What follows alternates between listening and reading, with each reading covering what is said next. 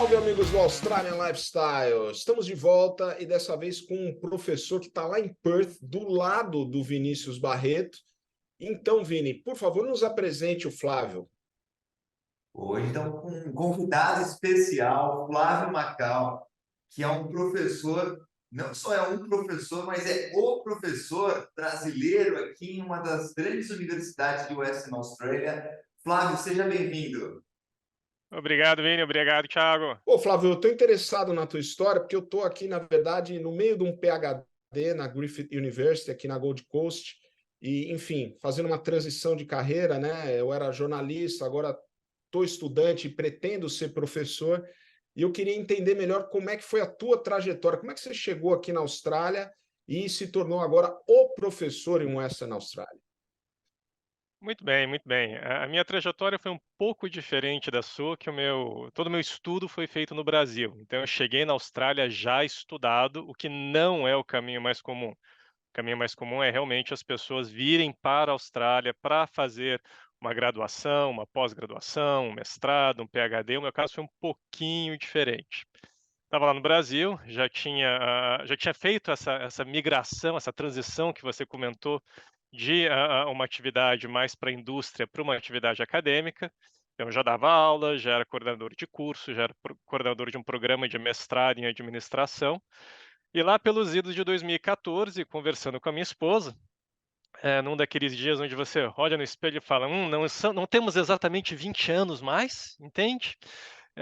E nós tivemos algumas experiências curtas de morar no exterior, coisa de 1 mês aqui, 2 meses ali, fora as viagens, mas nós nunca havíamos realmente migrado para um outro país. Aí nós tomamos a decisão em 2014 de que era agora ou nunca.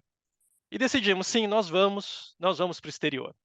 E essa decisão envolveu uma série de fatores, você fica procurando qual país, você fica procurando qual a cidade, foi um processo, um planejamento que levou 3 anos e meio.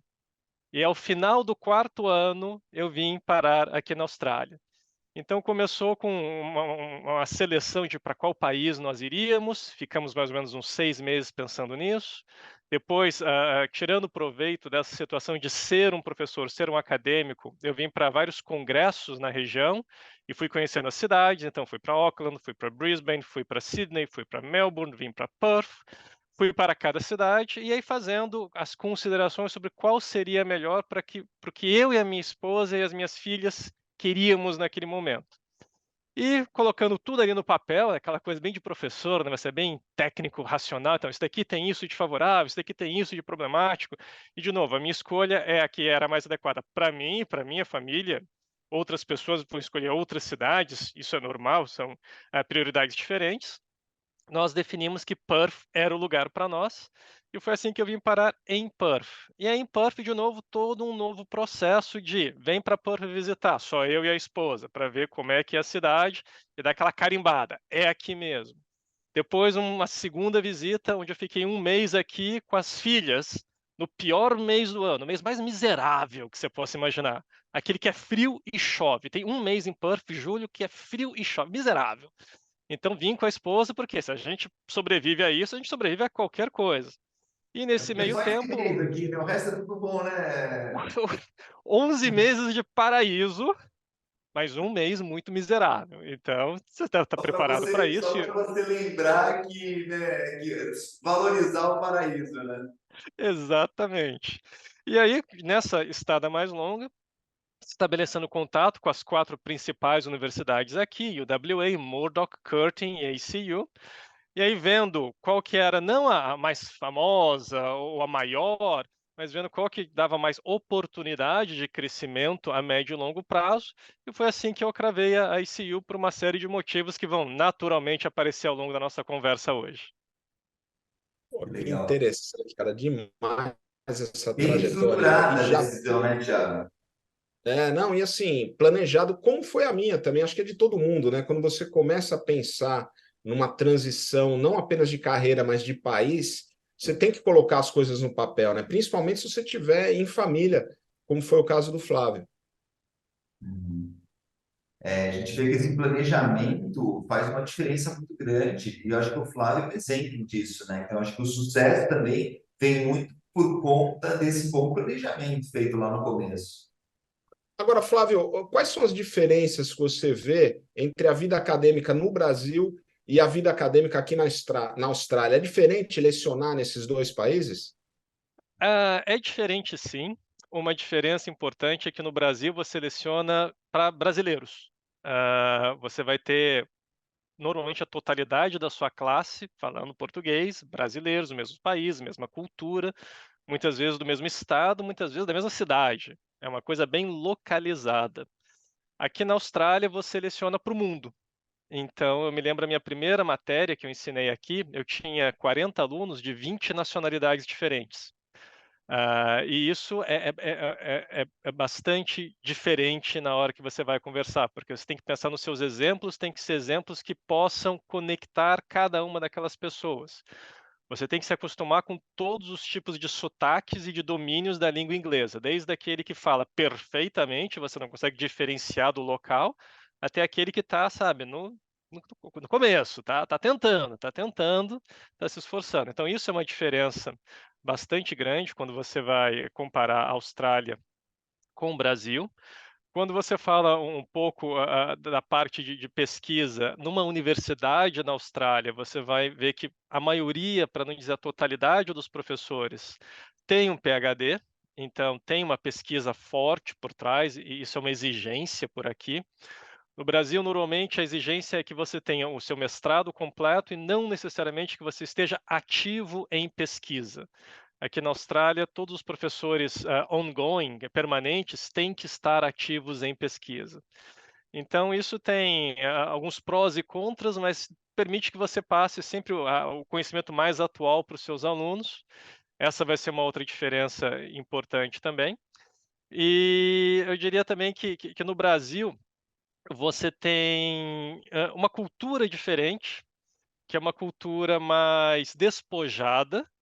Apesar da Austrália não ser nenhum UK, aqui eu diria que o estudante é um pouco mais focado no estudo. No Brasil, você tem um tempo maior de mistura entre o estudo e o social, quando você fala de uma universidade, de uma graduação, de uma pós. Aqui o social, de novo, até por questões culturais, tem uma menor participação e a parte de estudo é mais intensa. Isso com certeza já deu para perceber, ô Flávio. Agora, outra coisa que eu ia te perguntar é isso, né? Dada essa diferença, que eu diria até cultural principalmente, né?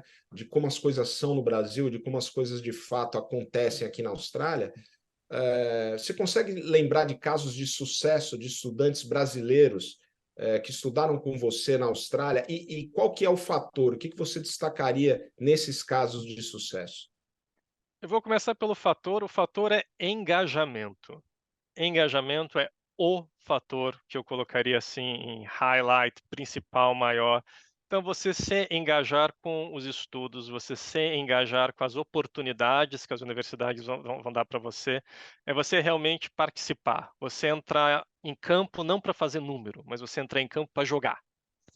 Então, o aluno que vem para cá para fazer número, para falar, vou pegar ali o meu diploma e depois eu dou um jeito, depois eu consigo alguma coisa, ele vai estar na média. E quem está na média é sempre mais difícil depois para você ter uma boa oportunidade de emprego, de carreira, porque a média é a média.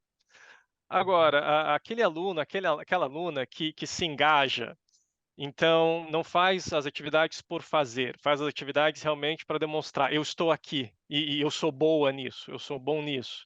Que vê as oportunidades de competições e de trabalho voluntariado, de outras coisas extracurriculares que a universidade está realizando, clubes de estudo, clubes de esporte, clubes de pesquisa e tudo mais, quem participa disso ganha uma vantagem sobre os outros, ganha um quê a mais, faz um contato, um networking muito maior e depois eu tenho uma facilidade muito maior de desenvolver uma carreira. Eu tenho dois exemplos aqui de estudantes brasileiras que eu tive aqui na ICU, uma delas na graduação em administração, que foi a Letícia, e outra uma estudante de pós-graduação na parte de marketing, que foi a hospitalidade, que foi a Camila, e elas vieram do Brasil com a intenção de se dedicar. Você via, por exemplo, presentes em todas as aulas. Uma curiosidade, aqui na Austrália, na universidade, você não tem obrigatoriedade de presença física. Então, se você vem ou não fisicamente, é uma escolha sua. Você pode escolher estar matriculado fisicamente, mas só aparecer para a prova. Essas eram duas alunas que vinham em todas as aulas direitinho, chegavam antes do começo, iam embora depois da aula, ficavam para conversar, faziam perguntas, participaram dessas atividades, tinham boas notas, foram num dado momento, tiveram a oportunidade de se voluntariar para associações internas de representatividade dos alunos, agarraram a oportunidade e agora estão por aqui trabalhando, desenvolvendo suas carreiras. Muito bem, obrigado. Pô, que legal. Legal, cara. Demais. E a É bem por universidade aí, né? oferece, né, Tiago, esse tipo de suporte e de atividades extracurriculares também, né? Uma das que eu sempre recomendo que os nossos alunos, nossos clientes busquem é também o suporte acadêmico, né? Porque essa transição do mundo acadêmico brasileiro para o mundo acadêmico australiano requer um aprendizado, né? E você ter acesso a esse suporte pode fazer uma grande diferença na sua performance na universidade, né? E também, obviamente, na sua motivação, né? Uma outra dica que eu também passo para os nossos clientes, Thiago, é em relação à importância do bom inglês, né, ao ingressar na universidade. E aí eu vou fazer uma pergunta fora do roteiro aqui para o professor Flávio. Quão importante você acha que um bom nível de inglês é para você se dar bem na faculdade? E como essas novas tecnologias de inteligência artificial têm ajudado os alunos a melhor performar durante os seus estudos? Ok. Eu vou trabalhar essa pergunta um pouquinho dizendo, inglês, sem dúvida, ajuda, mas eu vou levar o inglês para o nível acima, que é a sua habilidade de comunicação em inglês. Tem gente que tem um inglês absurdo, fantástico, mas não se comunica. Então a pessoa fica travada, fica fechada, fica acanhada, aí não fala o que sabe. E muitas vezes aquela pessoa que tem o inglês até tecnicamente abaixo, vamos dizer assim, mas que se joga, que procura comunicar, procura falar, procura se expressar, tem um desempenho melhor. Então, não só aquele inglês da nota que você recebe no IELTS ou no TOEFL, quer que seja, mas como você usa as ferramentas que você tem. Tem gente que chega aqui com pouca ferramenta, mas usa muito bem. E tem gente que chega aqui com muita ferramenta, mas não desenvolve. Então, o ideal, claro, é que você faça as duas coisas, que você tenha um inglês bom ou que você rapidamente desenvolva. E aqui, por exemplo, na ICU, nós temos suporte muito grande para você desenvolver sua comunicação oral, sua comunicação escrita. Nós temos cursos online, cursos presenciais extras, gratuitos, que você simplesmente vai lá e faz para aprimorar esse seu skill. E além disso, você, de novo, participar, conversar com as outras pessoas, se expor para esse idioma estrangeiro, se expor para essa cultura estrangeira, de forma que a sua comunicação em inglês seja boa. Isso é muito importante para o seu estudo e para a sua carreira. Com relação às tecnologias, eu costumo dizer que o que está vindo por aí, como Generative AI, é o grande equalizador da língua escrita. O que eu quero dizer com isso? Grammarly eu uso faz anos. E o meu inglês não é perfeito, nunca será. Velho, to, with, e essas outras coisas que você fala, for, eu sempre confundo. Eu nunca sei se é for something, se é with something, se é to something. E nossa, Grammarly Resolveu esse problema. Grammarly me corrige isso a torta e a direita. Eu acho excelente. Até porque E temos muito patrocínio do Grammarly lá, né, Thiago?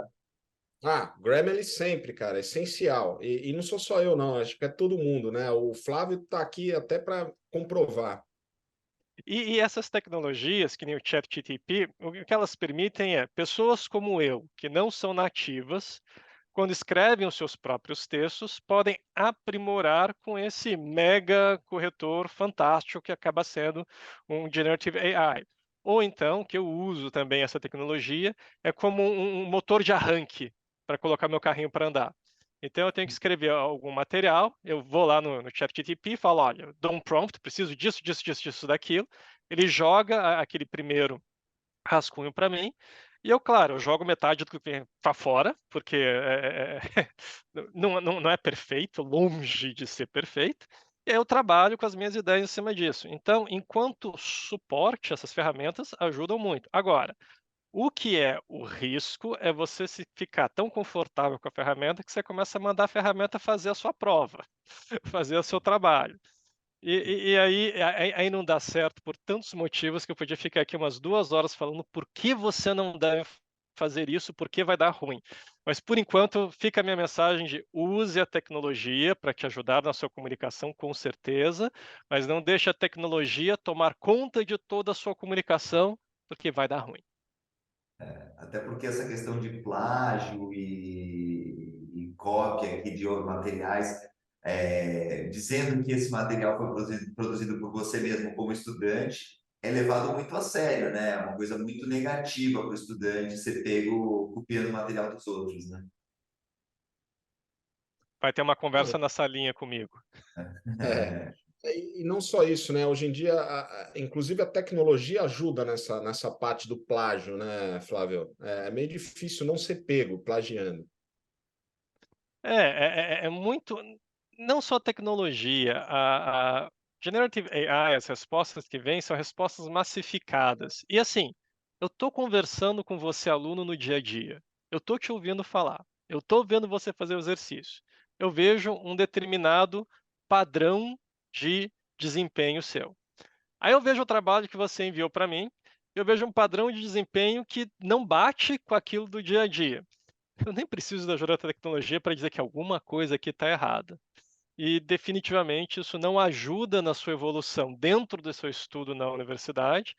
E aí, quando você vai para fora, quando você está no mercado e você tem que performar, e você está muito abaixo daquilo que era esperado de você, o maior prejudicado é você mesmo. Enquanto você está na universidade, você errar só significa que você perdeu alguma nota. Lá fora no mercado, quando você erra, quer dizer que você perdeu o emprego, amigão. Então é melhor deixar para errar na universidade, viu? Como é que foi a visita lá na América Latina? Você foi para o Brasil e para a Colômbia, em nome da universidade, né, a trabalho, também conversar com potenciais estudantes, né, do Brasil que queiram vir para a Edinburgh University. Como é que foi essa sua viagem? Foi uma jornada muito boa, é sempre um prazer estar de volta. Logo nos meus primeiros dias eu comentava com a nossa colega Márcia a alegria que é falar em português, porque falar inglês é legal, claro, a gente fala, mas exige ali uns 20% a mais de energia. Então, quando você volta para a terrinha, você relaxa, e isso é sempre uma satisfação. E aí, fazendo esse tour por Brasil, por Colômbia, para apresentar primeiro a Austrália como um todo, mas isso não precisa de muito esforço meu. A Austrália é um lugar magnífico, acho que já está na cabeça de todo mundo. O ir para a Austrália como um excelente destino, muito melhor do que Canadá, Estados Unidos, Inglaterra, todo lugar frio, todo lugar chato. A Austrália, sem dúvida, é muito mais bacana. Depois, uma oportunidade para falar da cidade, que é a minha paixão, que é Perth. Eu sou um apaixonado por Perth, completo e restrito. Eu chamo Perth de a cidade resort, porque é uma cidade que você parece que você está ali numa situação quase que de cinema todo dia, uma praia mais bonita que a outra, uma rua mais bonita que a outra, tudo acertadinho, tudo bonitinho, uma cidade fora de série. Quando eu comparo as cidades, eu falo, Perth é a Florianópolis da Austrália. Aquele lugar que todo mundo quer ir porque você vai ter um clima bacana, você vai ter um ambiente bom, uma cidade organizada e, ao mesmo tempo, uma universidade forte. Então, eu vendo Perth como ninguém, como sendo o destino da Austrália. Respeito os outros, é claro, mas se eu tiver que escolher um lugar para você viver bem e estudar sério, Perth é o local. E depois circulando entre alunos e universidades por aí para desenvolver um pouco do que nós aqui na ECU estamos fazendo. Nós temos projetos muito ambiciosos, um campus novo, 2 novos prédios no centro, e as nossas acreditações internacionais, nós temos tido um sucesso muito grande nos últimos 4 anos em todos os rankings de qualidade de ensino, ranking de pesquisa, melhor universidade pública de ensino da Austrália. Então, espalhando essa notícia para os alunos no Brasil, na Colômbia, que muitas vezes o pessoal vai assim pelo ranking, né? Qual que é o critério de escolha da universidade por onde eu vou? Abre o ranking das melhores. Legal, você pega uma que é top ranking, mas você não sabe que o ranking é baseado na qualidade de pesquisa, não na qualidade de ensino. E com isso você acaba limitando as suas oportunidades. Não quero dizer para não ir nas ranqueadas top, mas só para dizer que vale a pena fazer uma pesquisa para ver se você está indo para uma top, mas que enquanto qualidade de ensino vai deixar um pouco a desejar, e aí ver quais são as possibilidades. Então, trazendo essas informações para a Colômbia, trazendo essas informações para o Brasil e respondendo todo tipo de perguntas, como é que funciona, como é que não é, como é que é viver por lá, como é que é estudar por lá, como que o ritmo das coisas funciona quando você tem essa ideia de ir para a Austrália e como é que você faz essa conversão de transformar a ideia em um plano e depois transformar o plano numa coisa real como um projeto de vida. Olha aí, Flávio.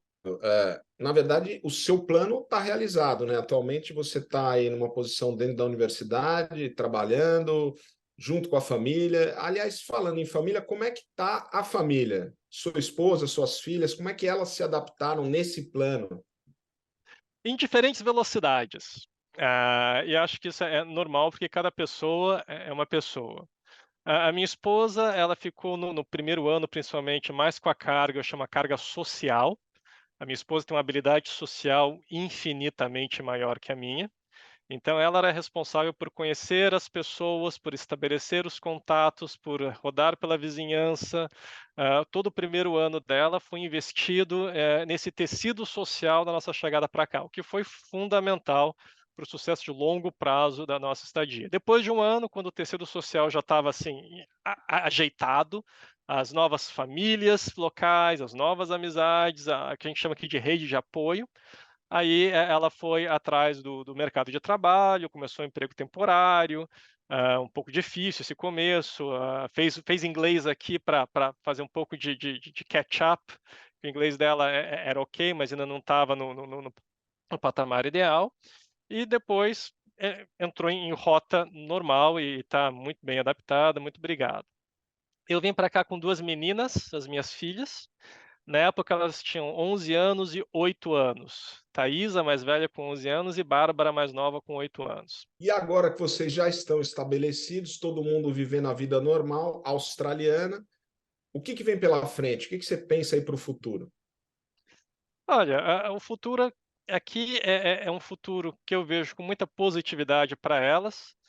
Eu costumo dizer para as pessoas procurando fazer intercâmbio, especialmente se você é do sexo feminino ou não alinhado, LGBTQIBA+, é um lugar para você vir à Austrália, porque aqui a questão da igualdade, da inclusão, está uns 50 ou 60 anos na frente do Brasil. Não dá nem para comparar. O respeito que você tem aqui, a diversidade que você tem aqui é uma coisa fora de série. E foi esse um dos critérios da gente escolher a Austrália como país para a gente ir morar no exterior. Então, a visão de futuro é que elas se encontrem dentro desse ambiente, o que vão ser as carreiras dela, o que vão ser as profissões delas e se estabeleçam por aqui. E se quiserem usar aqui como plataforma para outros lugares, para voltar para o Brasil, para ir para a Inglaterra, qual for a escolha delas, que façam essa escolha, naturalmente, sempre pensando que a escolha tem que ser alinhada com aquilo que são os valores internos delas. Então, se o seu valor interno, quando você se torna uma criatura adulta, está mais adequado com a Grécia ou está mais adequado com o Canadá, poxa, vai em frente. Você quer continuar na Austrália? Austrália, continua. Mas a Austrália vai te dar essa boa base para você tomar essa decisão adulta depois que você estiver lá pelos seus 20 e alguns, 20 e muitos anos de idade. E para mim e para minha esposa, a nossa visão de futuro eu diria, manter o que nós temos, talvez um ou outro brinquedinho, que eu ainda vou tentar aqui pela frente. Quando eu estava no Brasil, eu tive por alguns anos uma ou duas empresas, nem sempre com sucesso. Eu brinco com os meus alunos, né, que eu fali 3 empresas, depois a minha quarta eu empatei, eu só fui ganhar dinheiro na quinta. E talvez colocar um pouco desse lado empreendedor para trabalhar aqui na Austrália, um pouco mais para frente, solidificar as conquistas que eu já tenho na carreira e tentar talvez um passo um pouco diferente, mas indo, na medida que os meus cabelos vão ficando cada vez mais brancos, sabe, indo para mais uma posição de conselho administrativo do que uma posição ativa realmente no dia a dia das tarefas das instituições, universidades, indústria, etc. Demais. Legal. Grande exemplo aqui para os brasileiros, professor Flávio, doutor Flávio, né? É muito bom ter você aqui com a gente e inspirando as pessoas a darem esse passo de vir morar no exterior, fazer uma faculdade, que de fato é uma experiência transformadora, né, Thiago? Ah, com certeza, né? Assim, interessante porque o Flávio já chegou maduro, né? Na Austrália, já chegou estabelecido, e não é o comum, né? Que você vê lá nos seus clientes na Australian Center, né, Vini? Como é que é chegar na Austrália já mais velho, o Flávio? Que tipo de visto, com que tipo de visto você chegou por aqui? Olha, chegar na Austrália mais velho, você vai ter prós e contras. Você nunca vai ser um nativo. Honestamente, eu vou viver aqui mais 40 anos, eu nunca vou ser um australiano nativo, que nem as minhas filhas têm uma oportunidade de ser. De você não ser confundido com um não australiano. Meu sotaque sempre vai existir, sempre vai ser carregado. Isso é parte do jogo. Eu diria que o seu paladar já está estabelecido, então a minha abertura a novos sabores e experiências culinárias é limitada. Eu não sou apaixonado pela comida tailandesa, não sou apaixonado por comida picante e não tenho mais idade para consertar isso em mim. Então eu vou lá numa coisa mais assim centrada, mais sabores do Brasil. Tem aqui o Churras, faço propaganda deles, são a casa de carnes brasileira que tem aqui. Sou lá fã de carteirinha, vou comprar minha farofa, vou comprar minha picanha, vou comprar meu queijo de Minas, vou comprar minha goiabada, que isso já está estabelecido. Então, vir mais É, velho para a Austrália tem essas questões aí do dia a dia. E você se adapta, dirigir do outro lado é uma diversão, e eu percebo cada vez mais, eu vou me confundir cada vez mais sobre o que é esquerda, sobre o que é direita, eu tenho que tomar o dobro de atenção, porque não tem aquele automático de que uma pessoa mais jovem já consegue pegar, né, virar a chavinha. Eu não sou exatamente uma pessoa mais jovem atualmente. Então, tem sempre essa comparação também, né, com o que você viveu no Brasil como origem, do que você vê aqui em volta. Claro, eu entendo que os ganhos são maiores do que o que você perde, mas como era uma pessoa já com uma cultura já formada, você às vezes tem essas balançadas, esses momentos. Mas no geral, sim, funciona. Eu diria que é muito menos complexo você vir jovem, solteira ou solteiro e sem filhos, você vai ter muito mais chance de aproveitar muito mais. Não impede que você venha quando eu vim. Como eu vou dar um exemplo disso? Eu tenho um ex-aluno aí do INSPER, em São Paulo, que veio aqui para a Austrália. Até ficou na minha casa no primeiro mês. Foi eu que falei para ele vir para Perth. E ele e a esposa, em 2 anos de Austrália, eles já conheciam muito mais da Austrália do que eu. Porque jovens se jogava, sabe, se jogava, vai para lá, vai para cá, pega um avião, viaja, conhece e tal. Eu tô aqui há 5 anos, quase 6, e eu não conheço metade dos lugares que eles conhecem. Então é sempre difícil viajar, sabe, tem a filha, tem a escola, como é que você faz isso? Tem competição daquilo, seu fim de semana já está tomado, você fica limitado. Quando você vem na casa dos 20, na casa dos 30, ou com a namorada, ou com o namorado, ou solteiro, ainda não tem os filhos, a chance, a quantidade de experiências que você pode ter é muito maior. Então, eu diria assim que talvez, ok, vir mais tarde, mas se você puder vir mais cedo, é bem divertido. Eu diria assim, venha e aproveite. E com é relação à legal questão você. de visto, já, diga. Desculpa, Flávio, eu falei que é interessante esse exemplo do seu aluno, porque a gente realmente vê que um casal sem filhos tem oportunidades incríveis aqui, né? Começando pelo fato de que se um deles estiver estudando, o outro pode só trabalhar como dependente, né? Isso gera uma receita duplicada para um gasto que não é o dobro. Então, vive-se melhor, né, nessa situação. E a gente vê muito sucesso realmente desses casais jovens vindo para cá para fazer faculdade, eventualmente até imigrando, realmente, porque a Austrália te dá muita oportunidade, né? Incluindo o fato de você poder, como dependente de alguém que está estudando, poder trabalhar, dependendo do curso, inclusive em período integral. Sem dúvida. É um esquema que funciona muito bem e que você deve procurar tirar proveito disso. E tem essa série de vantagens. Até quando você pensa no imigrar, você ser mais jovem te dá mais pontos, né? Então isso é uma vantagem para quem começa, quem consegue fazer esse planejamento logo cedo e vir com a mentalidade correta para cá, tem um caminho muito, muito próspero te esperando por aqui. E voltando à questão de com que visto eu vim para cá, eu tive o privilégio de já vir para cá com o visto de residente permanente, pela minha formação acadêmica e também isso é uma coisa que eu acho muito positiva na Austrália. A Austrália não está nem aí se você é alto, se você é baixo, se você é gordo, se você é magro, se você qual que é o seu gênero, qual que é a sua etnicidade. Eles não estão nem aí. Eu tenho um colega irlandês que diz: o australiano é o alemão do sul.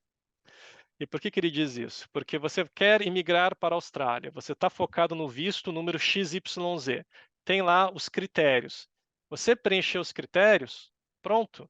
Não está resolvido. Você realmente está lá, faz direitinho, acontece.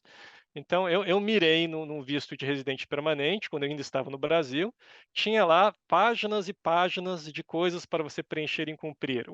A minha pastinha de documentos tem mais de 1.000 páginas que eu submeti para o governo australiano. Entre cases de trabalho, entre cases de ensino, experiência, documento de passaporte, até sabe-se lá o quê, foram mais de 1.000 páginas. Mas assim, check, check, check, check, check, check, check, check, check, check, check, check, check, check, ok, tá dentro. Então, eles são muito processuais, o que eu vejo como uma coisa positiva. Então, de novo, se você vai para o planejamento, você conversa com o seu pessoal de apoio, com o Australia Center, vocês definem, é esse visto que funciona para mim, e você segue o plano, a chance de funcionar é muito grande. Quando não vai funcionar? Quando você pega o visto de turista, vem para cá e fala, eu vou dar um jeito. Aquela coisa bem brasileira. Chegando lá, eu dou um jeito. Amigão, Não é bem por aí. amigão, você vai dar um jeito, mas assim, você vai ouvir várias histórias que deram certo, mas você não vai ouvir as outras 99 histórias que deram errado. Então não vai no jeitinho, não faz isso com você mesmo, sabe? Contato pessoal, fala aqui com o Australia Center, organiza, faz um plano, vê o visto direito, faz check, check, check, check, que daí vai dar certo. Deixar na base do jeitinho. Jeitinho brasileiro é bom, mas assim, limitado para os momentos certos de usar. Você tentar usar isso como a sua estratégia de migração e permanência e estudo na Austrália, not really. Não é o melhor, né? Bom, falando de Austrália, né? Falando do jeito australiano, Flávio, o que é o estilo de vida australiano, o Australian lifestyle para você? Despojado, sem mimimi e sem frescura. Aqui uma refeição em cima da mesa tem 2 ou 3 pratos. O peixe, a batata e um arroz, ou um peixe, a batata e um brócoli. Então é simples. Eles não almoçam. Das minhas grandes decepções com a Austrália, foi a primeira vez que eu vim almoçar aqui no Congresso. Eu descobri que o almoço era um sanduíche de picles frio. Então, o conceito de almoço não existe para eles. Eles só jantam e jantam 5h30 da tarde, porque, claro, está com fome.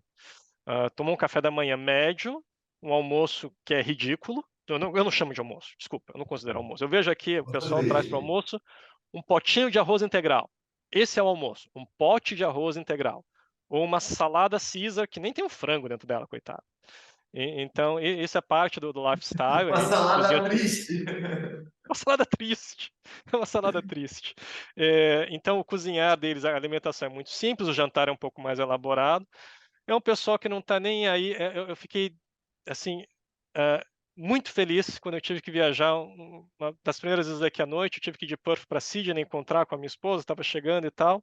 E a minha mala já estava em outro lugar e estava frio. Eu só estava de bermuda e camiseta, passando um frio danado, mas eu tinha um pijama de manga comprida. O que eu fiz? Botei o pijama de manga comprida e entrei no avião falando: pronto, a Polícia Federal vai chegar aqui e vai me tirar fora do avião. Tinha outras 6 pessoas com pijama, porque o voo era noturno. Aí você vê o australiano entrando no shopping center descalço. Descalço. Pra que eu vou colocar um sapato? Gente, descalço. Tô bem, tô aqui, tô entrar, comprar coisa, descalço. Então é um pessoal muito prático, muito despojado, muito sem frescura. Não tá certo, eles falam na hora, não tá certo, não enche meu saco. Ah, ah, os eventos sociais são muito interessantes. O australiano fala que vai na sua casa, ele vai na sua casa. Se você vai numa festa, a festa tem um horário para começar e tem um horário para terminar. Se você marca um horário, é aquele horário direitinho. Então as coisas funcionam, é tudo muito prático. E isso é uma coisa que me agrada muito aqui. E sem ir para aqueles exageros, eu sempre comparo aqui com os Estados Unidos, né? Aquele Estados Unidos, oh, meu país, a minha bandeira, o meu hino, winner, loser, armas e tudo mais. Meu, não, não, não, não. Aqui a gente é prático, a gente é despojado, faz o que precisa, toca a vida, sem frescura, e é uma coisa que eu adoro aqui na Austrália. Então é isso, rapaziada. Muito obrigado pela presença em mais um episódio aqui. A gente se divertiu demais, foi muito bom. Flávio, muito obrigado aí pela sua aula. Valeu, Vini, e a gente se vê numa próxima, sempre aqui no Australian Lifestyle. Obrigado.